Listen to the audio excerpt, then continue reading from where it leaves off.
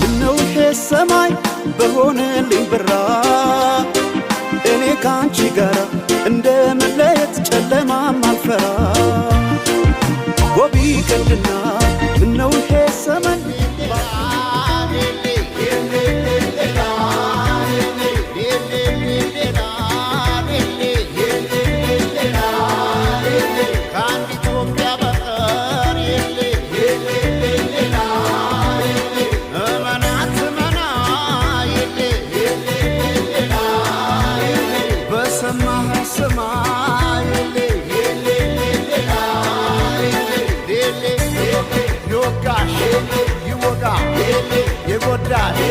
ይጎዳ የነካ የሌ የሌ የሌ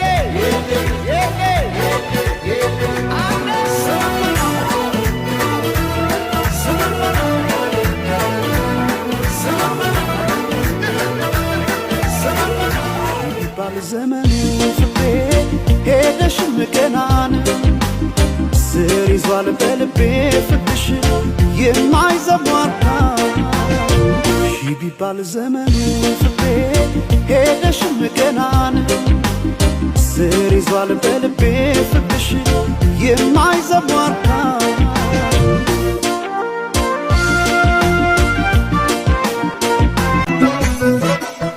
አቤት ቶሪካ ጸበል ሆኖ መጣ የ4 ኪሎ ጂኒም እየጮኸ ወጣ ጋልበሃል መሰለኛ ሙሱን ፈረስ ነብዩ ሱራፌል አናት ይፍረስ አንተ ለቅላቂ የአቢቱ እንባ ጠባቂ አንተ ብትራገም ኢቶሪካል በምን ሪከርድ ሰብሯል እነሆ ባለም አቤልንም መንካ ካሙዙንም መንካ አንተ ሸርሙጣ ቴዲን እንዳነካ አንተ ለቅላቂ የአቢቱ ሲዘፍን ከአፉ ውስጥ የሚወጡ አስፈሪ አውሬዎች ለዘፈን በተሰበሰበው ህዝብ ላይ በአፉ በጆሮ ሲጠቀጠቅ ነው ያሳየኝ። ካንተ በላይ ሰይጣን አለ እንዴ? ክፉ አፍ ላይ ብቻ ሳይሆን ጭንቅላት ላይ ሰይጣን ያለው ልብክ ውስጥ ኦርቶዶክስ ነበርክ ለስሙ እዛ ውስጥ ግን ስትቦጭቅ ነው የምትውለው። አንዴ ጣውላ ተሸከሙ፣ አንዴ እንጨት ተሸከሙ እያልክ አንዴ መክተፊያ ማትቀባጥረው ወሬ የለም። የነበርክበት ሃይማኖት ነው ቢያንስ ክብር የለህ። ሰይጣን አንተ ጭንቅላትና ልብ ውስጥ ነው ያለው። በመንፈስ መናፍስቷ እንደምታሳየኝ ከሆነ የፈጠራ የእውነት የደከመ ፈጠራ ነው ያወራከው። የፈጠራ ህልም ምን አለ? የሃይማኖት መሪ እውነት ብትናገር ምን አለ? ውሸታ፣ አታላይ፣ ሌባ። በእውነት አንተ ውስጥ ያለው ክፉ መንፈስ ሃይማኖት ከሃይማኖት የሚያጣላ ብሔር ከብሔር የሚያጣላ ክፉ መንፈስ ነው። መናፍስት ይቅርት በለ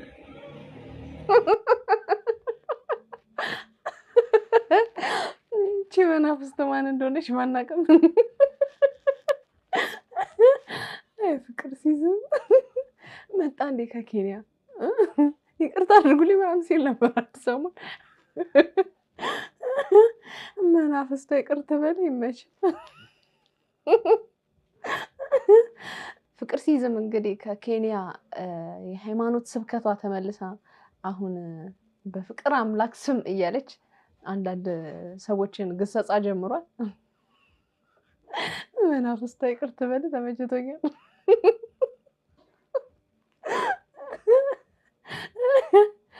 ይሄኔ ጌታ ሆይ ሰብስክራይብ የማታደርጉ ሰዎች ግን የመናፍስት ይቅርት በላችሁ። ዝነኛ ለመሆን ለዝና ኢትዮጵያ አደገች ተመደገች ብላ ንጹሃንን እያስራበች ሴቶችን እያስደፈረች ኢትዮጵያን እያፈራረሰች ለዝና ለዘፈን ስትዘጋጅ እግዚአብሔር አየና ቴዎድሮስን አገኘው። ባሪያዬን አየሁት ቀባሁት ይላል መጽሐፍ ቅዱስ። ባሪያዬን አገኘሁት ቀባሁት ይላል እግዚአብሔር። ምንድነው ያለው? ቂሮስን ባሪያዬ ቂሮስ ይለዋል እኮ እግዚአብሔር። ባሪያዬ ቂሮስ ይለዋል። ስለዚህ እግዚአብሔር ከሰማይ ሲያ ማንን አገኘ?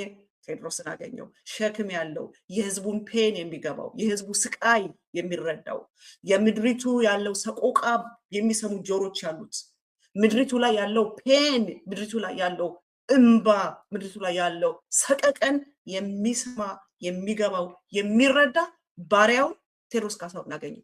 ስለዚህ ዝናሽ ታያቸው እንደ ቆርቆሮ የጮኸች ስትወጣ በስመ ስም ዝማሬ የአካብ ምንድን ነው የሚባለው ቲም አካብ የአካብ ባንድ የአካብ ኳየር እሷ ስትወጣ እግዚአብሔር ደግሞ ይህንን ሰው አነሳና አንዴ በምድሪቱ ላይ ያለውን በ8 ደቂቃ ውስጥ ቀብቶ አወጣው። ምድሪቱን አናወጣት። ተመልከቱት፣ ሬከርድ ሰብሮ ጥሎ ሄዷል። within 2 days አንድ ዳስ ጣል የሚለው 11 ሚሊየንስ። እንግዲህ እሱ ከላይ የምናየው በ5 አባዙት 11 ሚሊየንን በ5 አባዙት። ዩቲዩብ ከ3 እስከ 5 ነው የሚያባዛው። አባዙና ያው ስንት ሰው እንዳየው አያችሁ። ቅባት ማለት ይሄ ነው። የእግዚአብሔር በቀል ማለት ይሄ ነው። እነዚህ ነውረኞች በሃይማኖት ስም ተደብቀው ያሉ የዲያብሎስ ልጆች፣ የኤልዛቤል ልጆች፣ የአክዓብ ዘመን እንዲህ አድርጎ ነው እግዚአብሔር ቀናርቃውን ያወጣና በጣም ነው የገረመኝ። ከዝማሬዎች ውስጥ የሚናገራቸው ቃሎች አሉና ምን ይላል? ዘመን ተገልብጦ እንዴት አቀርቅሬ ባንዲራዬን ላንሳት ይላል። ዘመን ምክንያቱም ኢትዮጵያዊነት ተገፍቶ አባይ አንደበት ያለው አፉን ቀደም ቀደም እያደረገ አታሎ በፍቅር ጠርቶ ሌላውን ሁሉ ገብቶ እሱ መሃል ላይ ተቀምጦ ኢትዮጵያን አዳናት ኢትዮጵያን አበለጸግናት ያለ ኢትዮጵያን በትኖ አፍርሶ 12ቱንም ክልል እንደ ተኩላ እንደ ጅብ ቁርጭምጭም አድርጎ በልቶ በንጹሃን ደም እጆቹን ታጥቦ ምን አለ? ዙፋናችን አለ እኮ በቀደም አይደለ በደም የመሰረተው ነው አለ። በነማደም የአብይ አህመድ ዙፋን የተመሰረተው በነማደም ነው። እኔ ብዙ ጊዜ ወጥቼ የምናገር ጥቅስ አለ። የአመጽ ዙፋን ይለዋል መጽሐፍ ቅዱስ። የአመጽ ዙፋን ካንተ ጋር ሊያብር ይችላል። አመጽን ህጋዊ የሚያደርግ የአመጽ ዙፋን ይለዋል እግዚአብሔር። የአብይ አህመድ ዙፋን የአመጽ ዙፋን ነው ብዬ ነበር የምናገረው። በቀደም እሱም ብሎ ነገረን። በደም የመሰረተው ነው አለ። በነማደም በነ ሰዓረ ደም፣ በነ ጀነራል ገዛኢ ደም፣ በነ ዶክተር አምባቸው ደም፣ በነ ሀጫሉ ደም፣ በነ ቤቲ ኦርገሳ ደም፣ በነ አማኑኤል ደም፣ በትግራይ ህዝብ ደም፣ በአማራ ህዝብ ደም፣ በኦሮሞ ህዝብ ደም፣ በኢትዮጵያኖች ንጹህ ደም ንጹሃንን እየገደለ ንጹሃንን እያረለ በንጹሃን ደም እየተጫወተ ነው ዙፋኑን የመሰረተው። መስክሮልናል በቀደም። ዛሬ ደግሞ ምን ሲል ሰማሁት? አይ ባሪያ በነገሰ ጊዜ ፍራ መጽሐፍ ቅዱስ። አይ እንደ መጽሐፍ ቅዱስ እኮ ውብ እኮ ነው የእግዚአብሔር ቃል። ስሙ ይባረክ። አብይ አህመድንማ ለጥ አድርጎ ደንበኛ የዲያብሎስ ልጅነቱን ራቁቱን ነው የሚያወጣው። እንዴት እኮ እንደምወደው እንዲህ ይላል መጽሐፍ ቅዱስ።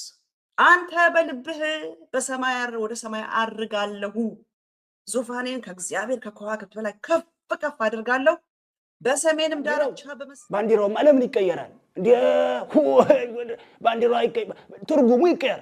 ትርጉሙ መቀየር አለ። እኔ አይገባኝም ትርጉሙ። አረንጓዴው ምንድነው? አረንጓዴው ለምለም ነው ይሏል እንዴ? እኔ ባለቤቴ እኮ ለምለም ነው ስሟ።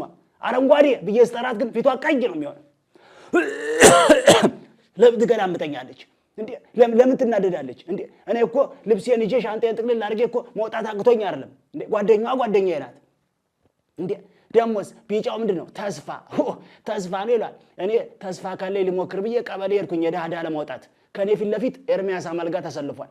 በአገሬ ተስፋ ቆረጥኩ። በቃ እንዴ ተመልከት እስቲ። ጭራሽ ምን ይሉኛል እዛ የተሰበሰቡት? እርሶ የዳዳ ለመሆኖት 3 ምስክር አምጡ። እንዴ የ3 ሰው ታክሲ መክፈል ብቻ እዚህ መጣለው እንዴ? እኔ ልጅ ዳባ ባላለው እንዴ? ወይ እንደው ብቻ እንደው በተሰበሰቡበት እንደው ግንባራቸው ልላቸው ስል ለሻይ ወጡ እንጂ